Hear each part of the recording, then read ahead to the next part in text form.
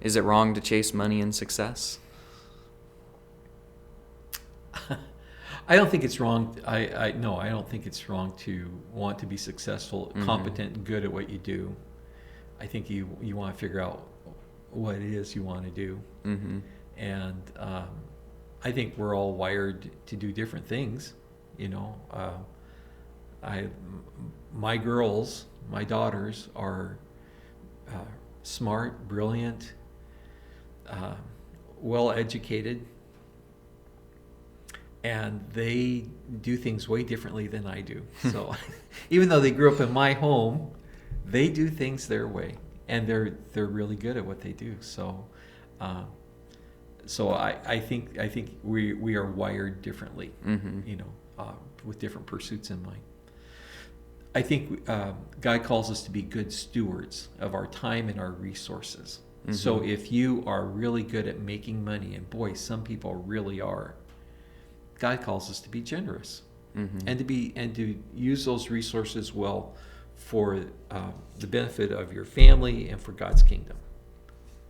So that doesn't necessarily mean that you can't enjoy the benefits of your labor, but it means that you need to be wise and not selfish and not miserly, and that you need to be benevolent with others and careful with others and helpful. And so I think that, being successful is great. And there are many examples throughout the world, and especially here in the United States, of people who are Christian businessmen and women who have a vibrant faith, and they are really good at making money, and they give a lot of their money away. I mean, they really give it to causes and help and resources, and you'll see that any of the big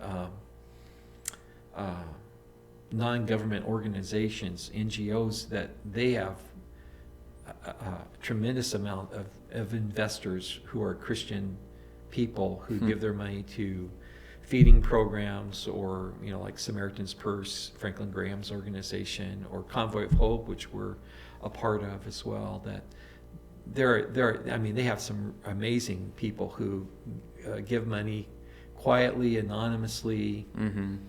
They're not trying to make a name for themselves. Not trying to make a big deal of it. Yeah. But they're very successful, and God bless them, and God use them. And then you don't have to be a billionaire. I mean, you can just be very good at what you do and very comfortable, and or very whatever level of success you might have. I don't think there's anything wrong with that. But if your pursuit is that, and if you're idolizing it, if you're idolizing that, and you don't have time for your family, your spouse or your children, if all you think about and talk about is that, and greed and selfishness and envy and jealousy is what is in your life, well, no, that's not what it's all about. Yeah, that's not healthy. It's not healthy. I mean, it's certainly not Christian. You might call yourself a Christian, but if you are exhibiting those characteristics, it's not Christian. So God calls us to be wise stewards, and there's a role that I fill with my personality and with my drive that I would not do well in another setting necessarily, because that's not how I'm wired. So it's taken me a while to kind of come to grips with that. I've read enough books on, you read this book and you learn these 10 lessons, and you will be this, top. You too will be like whoever the author is. You'll be a mega church. That's right. You'll be a mega church. You'll be a billionaire. You'll be this. But there aren't a lot of Elon Musks in this world. Yeah. There's just one of him. Yeah. And he's a very unique individual. Yeah. And that's great. Yeah. And there's not a lot of Billy Grahams in this world. There was just him. I mean, there are other people who are in evangelists around the world, and God's using them, but he was him. And so you got to be you, and so you got to be honest with yourself, and how much success is enough, and what drives you, and are you pleasing God in your worship as an individual and how you live? Are you honoring God in the way that you are loving your spouse? Are you honoring God in the way that you raise your children, taking care of your family, your siblings, your relatives, your friends? So, yeah, I think making money it's a necessary thing, you know. But if you are all consumed for that, you know, you see some of these shows, Lifestyles of the Rich and Famous, and it's like, how much bigger a yacht do you need to have? Yeah. I mean, how big does the pool really need to be? well, that's kind of it. You know, does it? When it starts being compared to an aircraft carrier, you know that, well, maybe you need to back off a little bit. You know, that's. Well, I thought it was interesting hearing about, you know, with the California wildfires, and you hear about some of the Hollywood actors and stuff where, I was reading articles where people are like, oh wow, this actor, they lost, you know, these 3 different mansions and stuff like that, and then you see other articles that are like, oh yeah, they escaped, you know, on their jet, you know, and it's like, so one article is like, oh, that's such a bummer, and then the other one's like, well, look at them, you know, they just took off on their little bus in the air, and there has to it's be interesting. There has to be some realistic expectations about, all right, what are we really talking about here? But I think for, you know, just everyday kind of people, you know, do the best you can, make good money, be responsible with it. I mean, again, that's what God calls us to, is good stewardship. Invest in God's kingdom through your participation in tithes and offerings and generosity, and be benevolent and all those things, and be successful as best as you can be. You know, go as high as you feel, rise as high as you can in your field that you feel that God wants you to. Not everybody's wired to be a CEO. Not everyone's wired to be, you know, at the top of whatever ladder there is in your world. You know, at some point you got feel like this is what God wants me to do. So I don't know if that answered that question, or again, that's just my perspective. So, but I think you need to have drive. Yeah. Don't be a lazy bum sitting on the couch. That's right. Eating potato chips. And... Mom, can you bring me another bag of chips? Yeah. That's right. As they're trying to get you out of the house and go somewhere else. So. Yeah. Well, I took a little time to think about the question, and I was thinking more just kind of, you know, what is success? You know, like if your view of success is making money, then it's like, you know, what happens if that money just goes away? Right. You know, do you view that as all your success just kind of went out the door because you lost everything? And so I think if you look at success as being more from a Christian perspective of like, you know, evangelism, ministry, that sort of thing, then I think it's a lot more stable.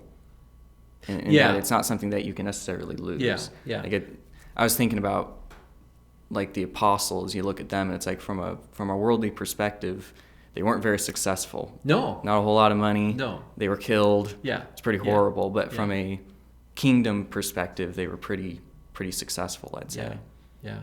You know, it's we're kind of shifting gears in a little bit in this regard, but I've thought about, you know, here of late, I'm of a generation where the kids I went to, the people I went to, we were kids at one point. The kids I went to the kids I went to school with, you know, our parents are passing away. Oh yeah. And when I think about, you know, various people's moms and dads, you know, what I think about is he was a good man. You know, they may have had all kinds of money in our little town or whatever, but I think about their character. Were they a good person? Were they a good mom to my classmate? A good dad? You know, were they the ones who showed up and helped with Boy Scouts or Cub Scouts, or or pep band, or did they show up for different sporting events? And I think about the different people that have been part of my growing up years, and a lot of times what comes to my mind is they were just a good person. They were such a good guy, or they were a veteran, or that they were faithful in their church. So when you think about what really matters, I was saying about this. Do you know who Winston Churchill was? Yeah. Okay. Do you know much about him? I probably should know more. No. I don't remember as much as I probably should. I'm not trying to make you feel bad, but I'm just saying that one of the most important people of the 20th century had phenomenal impact, especially during World War II and the pre-World War II era and immediately following World War II. So here's this huge, amazingly, enormously well-known historical figure, but it's been less than 100 years since he's died, and generations are coming up going, learned about him at one point. Yeah. Well, but I mean, it doesn't matter how important you were or how amazing you were. It's just at some point people forget you, and so then all that matters is that were you a good person? Did you know God? Do you know God? Because that's what matters. Because you can't take your wealth with you. It's going to get left behind to your kid. Yeah, the closest you can get is getting buried with it, really. Yeah, and if you get buried with it, they'll take it out and they'll give you a check and close the coffin lid. So I mean, the thing is that it's success is important. You got to live, and you want to be well kept, and but if that's all that your life is, it's an empty life. But be successful, make good money, but love your family desperately. Love your community, your friends, and be engaged and involved, and be a benefit to others. Be the guy or the woman who, when you walk in the room, people smile because they're glad to see you there. They're not going, oh man, that guy. Oh, they're not looking for a table in the corner to get as far away from you as they can possibly. Man, I wish that guy would find a different church. Yeah. Well, again, it's just what's success? Success is one of those undefinable things. It means a lot to different people, but if it's all about making big bucks, look at Elon Musk. You either like him or you hate him. He's rich as all get out. Mark Zuckerberg, you either like him or you hate him. Bezos, here they have all this money, and no matter how much they have, half the people hate him. Yep. Yeah. Donald J. Trump. Depending on what he does on that day, you got a whole bunch of people that like him or don't. Again, they have all this money. What's their home life been like? They haven't had stable relationships. They've gone through multitudes or some of them have gone through a lot of different spousal attachments or boyfriends or girlfriends. Some of their kids don't like them at all. Yeah. So is that success? Probably not so much. Well, if money's all that you want, if money's your God, then. But if you're looking for success, for me, my kids talk to me when I call them on the phone. My grandkids love to see me show up and walk through the door. My wife likes me. My parents are happy to hear me call or show up. My brother, my sister, they take my call. They don't send me a voicemail. All the time, right? Well, not all the time, but and for the most part, people who I consider to be my friends we smile when we see each other walk in the room. I'm a rich man. Yeah. pretty well off. Yeah. Yeah. So, but you need to have money to live. So get, build wealth, but don't depend on it because it goes quick. Mm-hmm.